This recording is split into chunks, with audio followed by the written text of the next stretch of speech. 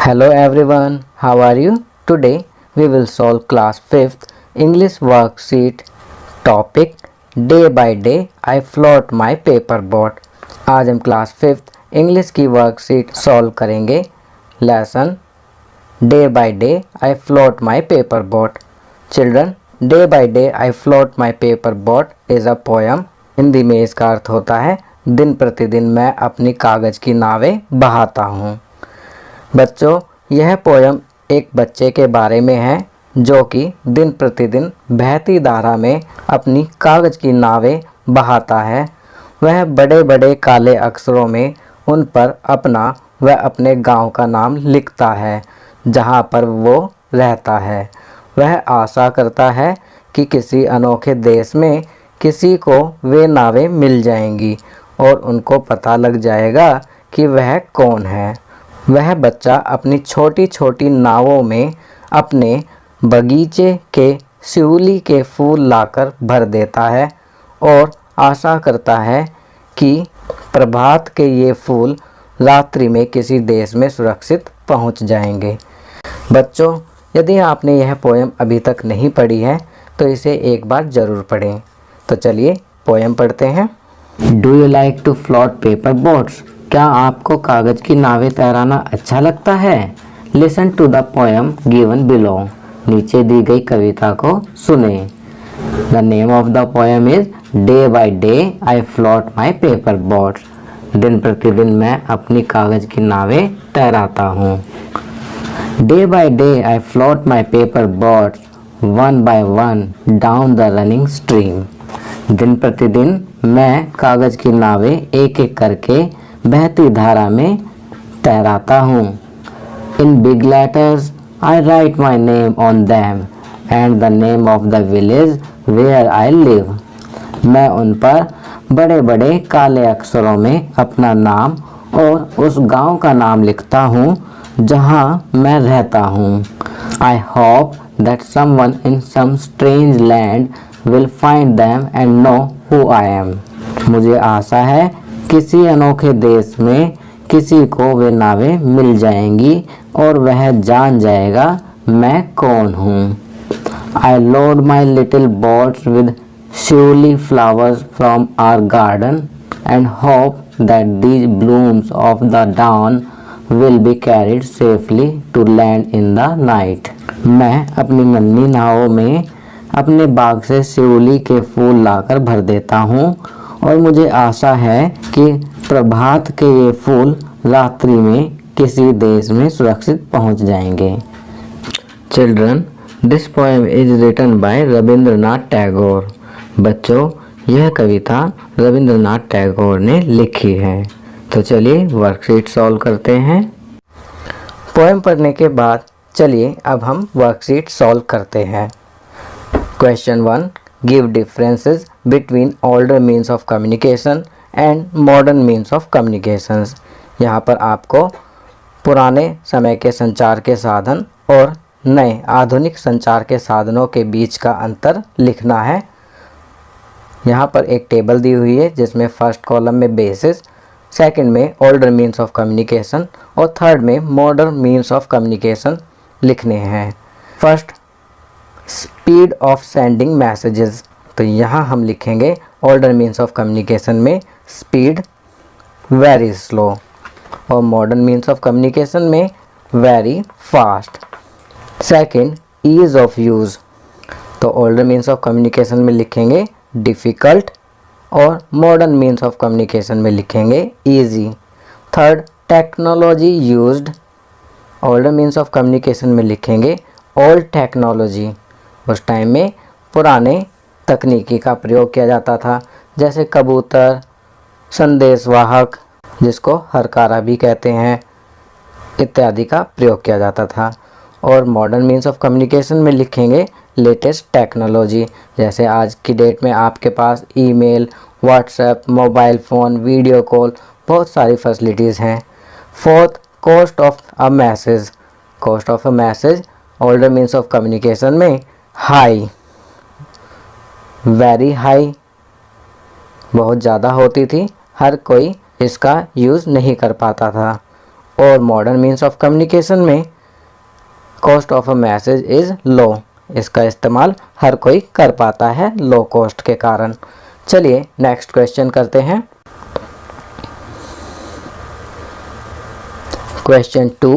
Write about a memorable favorite experience of traveling. You can use the given clues while writing. अपनी किसी यादगार यात्रा के बारे में यहाँ पर लिखिए। आप लिखते वक्त नीचे दिए गए क्लूज़ का प्रयोग कर सकते हैं।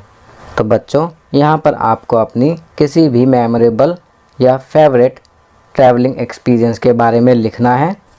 आपकी सुविधा के लिए मैं यहाँ पर अपने एक ट्रैवलिंग एक्सपीरियंस के बारे में लिख रहा हूँ।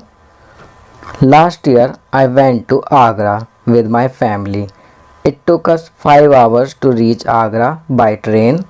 We carried with us some food items, medicine, clothes, camera and binocular. We stayed there for 2 days. We stayed in a hotel. We saw there the Taj Mahal, Agra Fort and Fatehpur Sikri. We liked the Taj Mahal most, but we did not like the travel management outside the Agra railway station. We met there with many people from different states and countries. After 2 days, we returned our home in Delhi. तो बच्चों, यहाँ पर मैंने अपनी एक यात्रा के बारे में लिखा है और मैंने यहाँ पर ऊपर दिए गए क्लूज़ का भी यूज़ किया हुआ है। जैसे प्लेसेस यू हैव सीन, तो मैंने वहाँ पर जो उनसे प्लेसेस देखे उसके बारे में मैंने यहाँ लिखा है। पीपल वेंट विद यू, मेरे साथ मेरी फैमिली गई थी, उसके बारे में भी मैंने यहाँ लिखा है। टाइम टेकन, जर्नी में कितना टाइम लगा और वहाँ कितने दिन रुके, इसके बारे में भी लिखा है। थिंग्स यू हैव टेकन, और वहाँ क्या क्या चीज़ लेकर गए थे इसके बारे में भी डिस्क्राइब किया है। What you like the most, और मुझे वहाँ सबसे अच्छा क्या लगा वह भी मैंने इसमें लिखा है। What you did not like, और आपको क्या अच्छा नहीं लगा यह भी मैंने लिखा है। People you met, आप किनसे मिले इसके बारे में भी लिखा है। और मीन्स ऑफ ट्रांसपोर्ट, आपने किस यातायात के साधन का यूज़ किया उसके बारे में भी लिखा है। तो आप भी अपने किसी मेमोरेबल एक्सपीरियंस ऑफ ट्रैवलिंग को लिखेंगे, मेमोरेबल या फेवरेट एक्सपीरियंस ऑफ ट्रैवलिंग के बारे में लिखेंगे। चलिए आगे बढ़ते हैं। Question 3. Fill in the blanks with collective nouns. खाली स्थान को कलेक्टिव नाउन से फिल करिए। कलेक्टिव नाउन्स के बारे में दिया गया है। Collective nouns name a group और collection of people, places, things और आइडियाज़। कलेक्टिव नाउन्स क्या है? किसी ग्रुप का नाम है, किसी कलेक्शन ऑफ पीपल या किसी स्थान के कलेक्शन या चीज़ के कलेक्शन या किसी आइडियाज़ के कलेक्शन का नाम कलेक्टिव नाउन्स है। एग्जाम्पल्स दिए हुए हैं जैसे the crowd sounds like a herd of elephants, the group of students are standing in a row, my school has a staff of 25 teachers. अब यहाँ पर करते हैं first, I bought the dash of flowers. तो यहाँ पर bouquet लिखेंगे, bouquet is a collective noun. Second, I baked a dash of bread.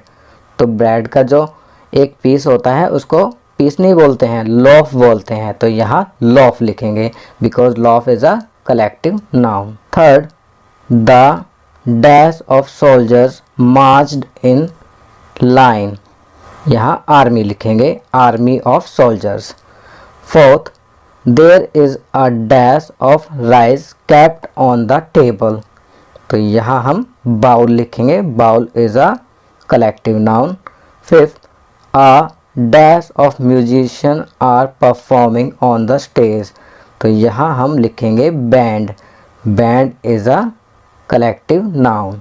चलिए आगे बढ़ते हैं। Question 4. Add the suffix ly and make some new words. What are suffixes?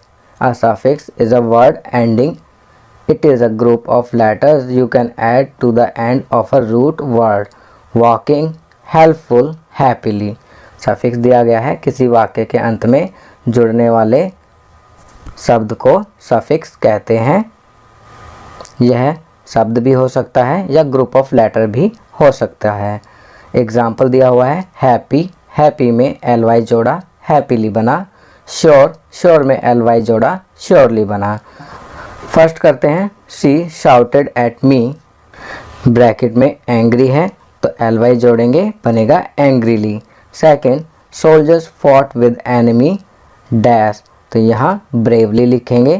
Third, we should cross the road dash, तो यहाँ carefully लिखेंगे। Fourth, dash I have finished my work, तो यहाँ finally लिखेंगे। Fifth, Arjun has drawn the picture, तो यहाँ beautifully लिखेंगे। Bracket में दिया हुआ है वर्ड, हमें केवल इसके एंड में ly सफिक्स करना है। चलिए नेक्स्ट क्वेश्चन करते हैं। Question 5, a blank space with symbol is given below, draw a map of your neighbourhood and use the symbol to mark them, you can add 2 more symbols according to the need. यहाँ पर एक blank space दिया हुआ है और कुछ symbols दिए हुए हैं। आपको एक मैप ड्रॉ करना है अपने नेबरहुड, आस पड़ोस का, और इन सिंबल्स का यूज़ करना है टू मार्क दैम, उन सब चीज़ों को दर्शाने के लिए। आप इसमें 2 और सिंबल्स अपनी ज़रूरत के हिसाब से ऐड कर सकते हैं। तो बच्चों, आपकी सुविधा के लिए मैंने यहाँ अपने नेबरहुड का मैप ड्रॉ किया है। आप भी अपने आस पड़ोस का नेबरहुड का मैप ड्रॉ कर सकते हैं। चलिए आगे बढ़ते हैं। Question 6, draw your imaginary means of transport, while drawing you can think about following features of a transport.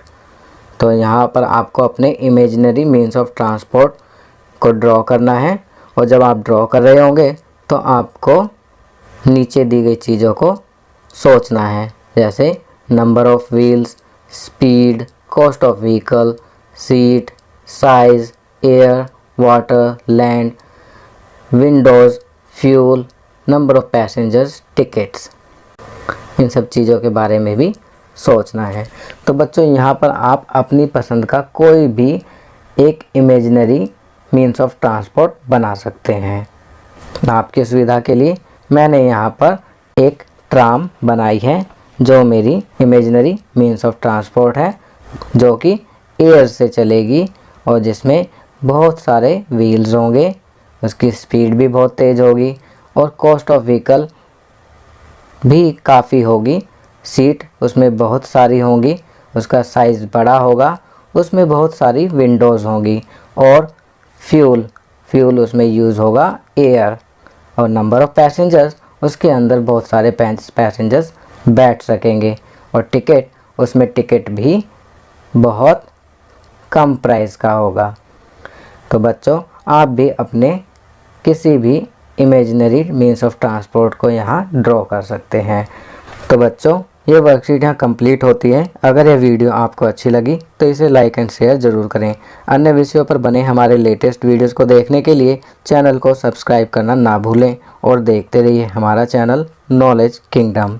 Thank you.